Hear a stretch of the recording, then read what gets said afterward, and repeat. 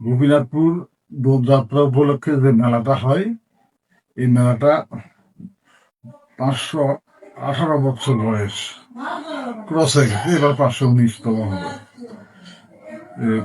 আমাদের প্রথম পারিবারিক যে প্রথম পুরুষ, তার নাম ছিল ঈশ্বর নন্দিনী প্রিয়াদি।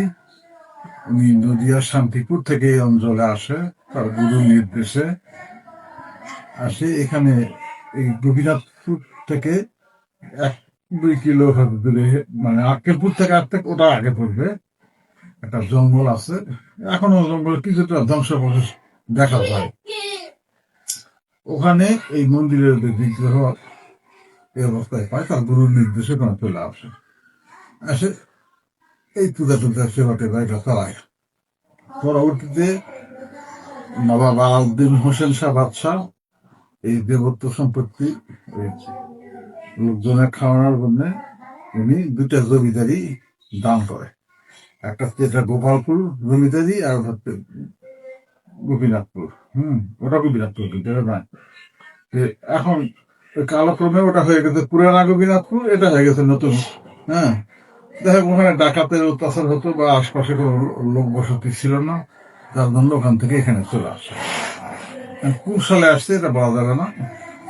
আমাদের একটা বই আছে ছোট, ওখানে আমাদের ওই কারপরকে আছে, সেই হিসেবে ধরতে গেলে আমরা 13তম পুরুষ।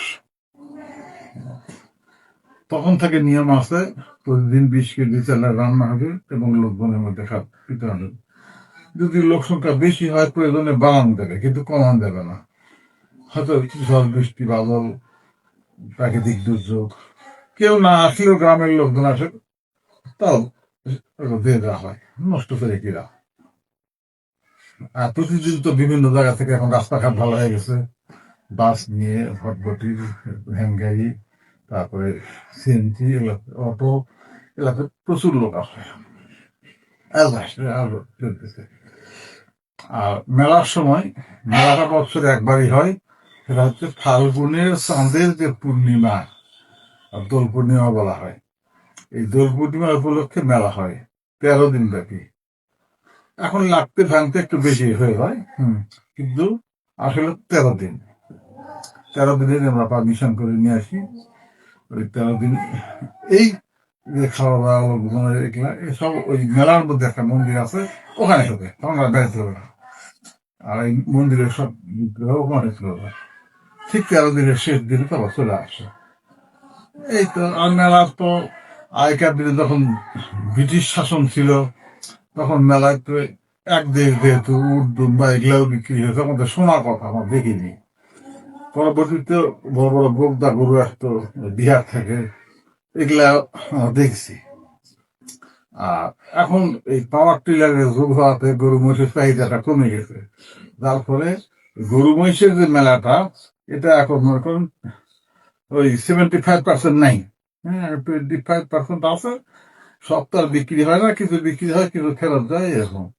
যেমন গতবারের মাত্র 2টা গরু আসছে। যেখানে গরুরই মেলা, সেখানে 2টা গরু। এই লোকের ঘোড়া আসে, এখন এত ঘোড়া কিন্তু আগে আসতো না। 3,000 টাকা হলেও ঘোড়া পাওয়া যায়, এই ধরনের পরিস্থিতি। যাই হোক, আর বড় বড় শৌখিন ঘোড়া নিয়ে আসে অনেকে, ওরা বিক্রি করে, ওরা দেখানোর জন্য নিয়ে আসে। আর মহিষের বাচ্চাটা বেশি বিক্রি হয়, বড় মহিষ কম বিক্রি হয়। আর এইদিকে যারা ফার্নিচার, কাঠ ফার্নিচার, স্টিল ফার্নিচার, মিষ্টির দোকান, এই মশারি, জুতা, ছাতা, কাঠি, নতুন অ্যাড হচ্ছে কম্বল, এগুলা এদিকে চলে। কখনো দোকান বেশি হয়, কখনো কম হয়, এইভাবে চলে আসতেছে। আর এলাকার যে আমরা কোনো রাজনীতি করি না, সবার সঙ্গে তাল মিলে চলি, যার ফলে আমাদের এই কোনো এত বড় একটা ফাংশন, এই এলাকা বা গ্রামের সব লোক এখানে আমাদের সহযোগিতা করে। আমরা খালি ডাকি, কাউকে দায়িত্ব ভাগ করে দিই। মেলাটা কোনো ডাক হয় না। ডাক হইলে হয়তো বেশি টাকা পাবে একবারে, কিন্তু এটা ঐতিহ্য নষ্ট হয়ে যাবে। যার জন্যে আমাদের ইনকাম কমই হোক, তাও জিনিসটা টিকে থাকে। ওই জন্য সবার উপর দায়িত্ব ছেড়ে দেওয়া আছে, যে যার মতো দেখে, ডাকলে তারা আসে করবে। এইভাবে চলে আসতেছে, এখানে কোনো অন্য কোনো সমস্যা নাই। প্রতি বছর পারমিশন নিতে হয়, এবার আমার পারমিশন আবেদন করতে 2-1 পেয়ে যাবো, তারপরে লাগে কাটবে।